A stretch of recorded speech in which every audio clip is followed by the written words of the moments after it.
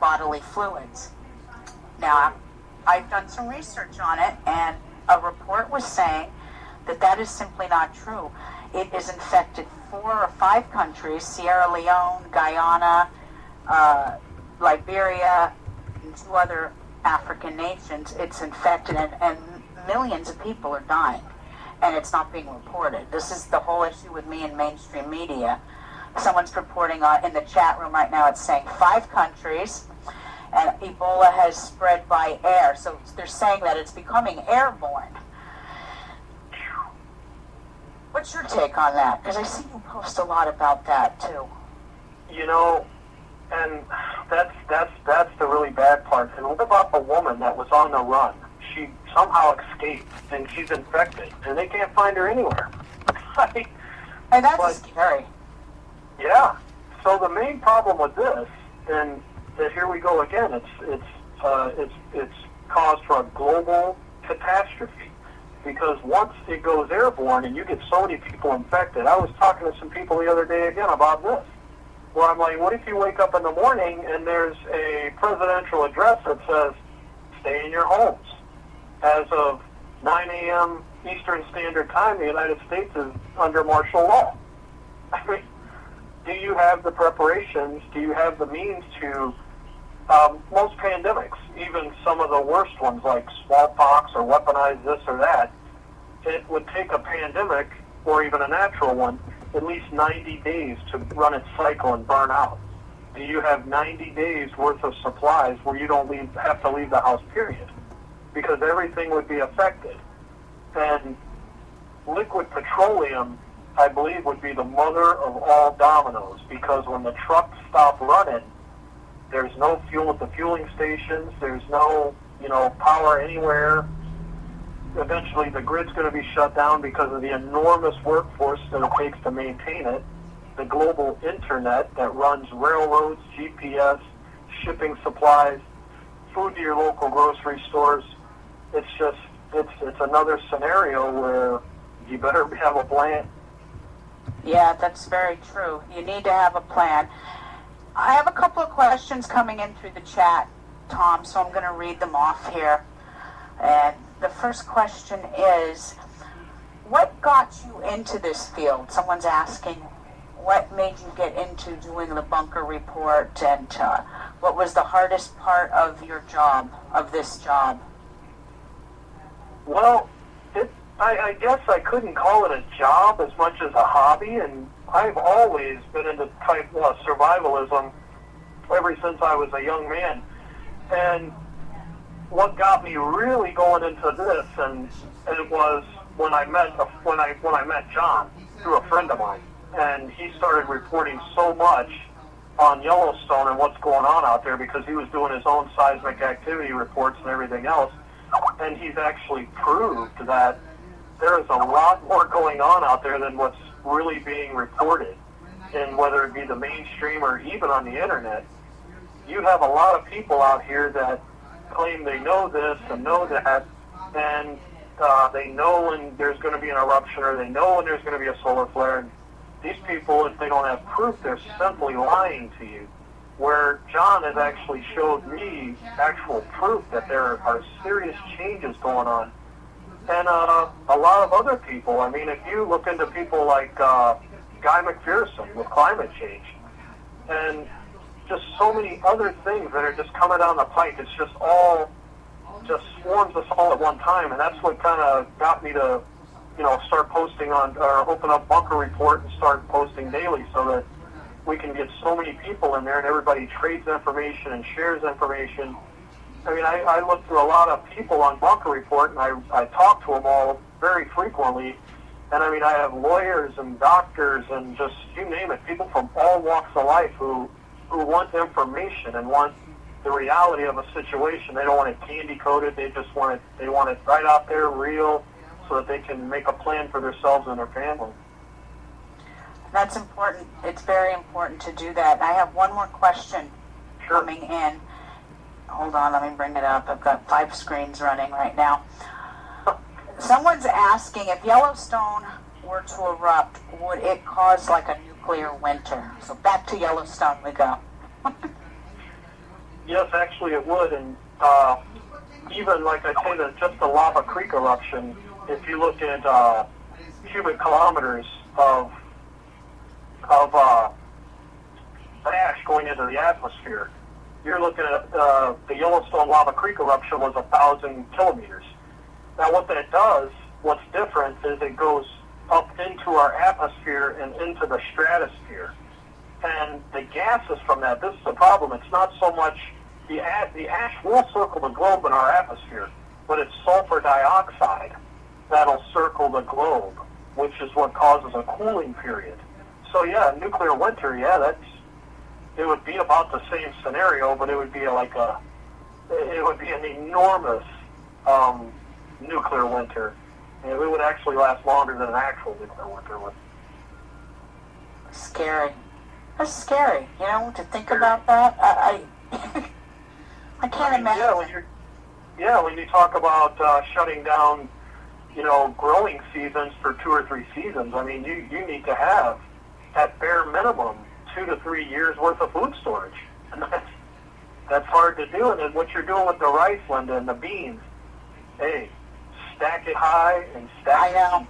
Well, I think when I was interviewing you before you came on the radio show, I was telling you once a month, not that I only shop once a month, but I do my major bulk shopping for the household once a month, and I make my kids get 2 carts. One's for the food, the other cart, I'm stockpiling water. And people are looking at me like I'm Noah from, I'm getting ready for the great flood or something. Yeah. And I'm just sitting there going, hey, we're in a drought here in California. You might want to, take a cue from me and start stocking up on water, because things like taking showers and washing your car and watering your lawn or doing something as simple as doing your dishes, it is not going to be easy to come by. Sure. It's coming very soon. I see it just with what's happening around me. Yeah, and people need to learn to deal with less. Try to train yourself now to get into the habit of dealing with less rather than more every day. Well, you had said you noticed all people are doing are buying latest technology, big screen TVs, when in reality they should be buying, maybe camping equipment, something that they're able to cook their food outdoors on, something sustainable where you can cook outside if you have to, because it may come to that. Sure. And I hear people all the time, they say, well, if something happens, I'll just go out and hunt. Well, then I have to remind them, I say, do you think you're going to be the only one out there doing that? The last place I'd want to be is out there with 10,000 hunters, everybody running around with a 12 gauge. It's not a good scene. You do, in times like these where you're going to have these events, you do have to have a weapon of some sort. Absolutely. Because not just, like you said earlier, maybe the guy next door didn't plan like I planned, and he's going to come and try and hold me up for my water or my big bag of beans and rice because he didn't have a plan. I want to be able to defend myself. Yes, and when it comes right down to it, the next door neighbor is going to come to your door, and I said this in a video before, and it's kind of scary, and I hate to say it now, but I'm just going to throw it out there. He's going to come to your door, knock, and he's going to have a big smile on his face, and he's going to have a handgun down by his side. And at that point, he's not going to care if he's just taking a case of ravioli from you, because it's a case of ravioli his family will have. Absolutely. Human beings who don't prepare are going to turn into savages. That's how I see it. Unfortunately, yes, and there's going to be a lot of victims, and that's a shame. It really is a shame, because I relate this to a guy named Joe Fox that I know. He said it best. These are the fat times. Now is when you can get out and do everything. Don't wait. When the lean times come, you might as well forget, because you're not going to have that opportunity again. That's very true. I have to ask this. Besides the stockpiling of the water and the beans and the rice and all that, I know that there are sites out there. Maybe I need to go listen to Axel Jones, that conspiracy theory guy who does radio, but someone was telling me that's the website to go to see. He has a site that says how you can buy like freeze-dried foods that can sustain 25 years life shelf. Is that something to invest in, would you say, or? Well, Linda, I'm going to go into this here, and I knew this was coming, and it's something I cover a lot. Bring it on, Tom. Bring it on. And then this is just one of my theories, in my opinion, because I get attacked about this all the time, and I just kind of blow it off, and I kind of give them the straight, what you'd say, the straight dope on the issue, and I leave it at that. But you cannot buy survival. This stuff, when these people have these websites for the freeze-dried foods, they got to remember one thing. That freeze-dried food may last 25 years, okay, and it's not a bad thing to have a little bit of it. But that's going to cut into your water supply because you have to rehydrate this food. You see what I mean? Uh-huh, okay. And I tend to steer away from anyone that's talking to me about survival and let's do this and let's go to this website and that and join me over here and this and let's be part of my club and everything, and they want to sell me food. It's almost the racketeer thing. I tell people so many times, I'm not selling anyone anything. I'm doing this out of pure, I guess you could say, pure love for humanity. And why, I don't know, but there's some force that's driving me because, I have children, I have a family, but stay away from the people that want to sell you stuff. They're selling you false hope. You can go right out and buy canned foods. Here's one. Go buy, if you want freeze-dried food or whatever kind of food to store, go buy a food saver with the food saver bags. Put your rice and stuff in there and seal them up, put them away. I have rice that's been stored for over 10 years and it's still good. It's a forever food. Okay, that's good to know. So I see. That's why I asked, because you hear all these things. Buy this, get this. I hear that. Have a plan. Get these freeze-dried things. But like you're saying, you're just as better off going to the grocery store and stocking up that way. Sure. Yeah, because a lot of your canned foods have have a lot of liquid in them anyway, and most of your shelf life.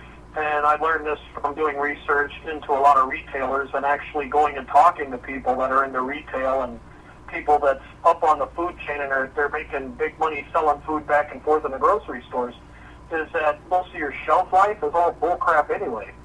Shelf life is just basically like insurance on when you can sell that product. It's called fast-moving consumer goods, basically. They want to just keep it flowing so that everybody makes money. You know what I mean? So if Chef Boyardee, if nobody buys Chef Boyardee and it sits on the shelf for a year, then Chef Boyardee doesn't make any money. Versus if you rotate that stock and keep it going, the grocery store makes money, Chef Boyardee makes money. You see what I'm saying? Uh-huh. It's interesting because they do that with the pharmaceutical company, too. I used to work in a doctor's office, and we had a patient who was a pharmacist, and he says, I just wanted to fill you in on a little something. He goes, your Advil or your Tylenol, he goes, there's an expiration date on it. He goes, pay no attention to it. And I said, what do you mean? He says, the shelf life is good for about 2 years after the expiration date. They just tell you that so you'll throw it away and buy more. It's all about making money.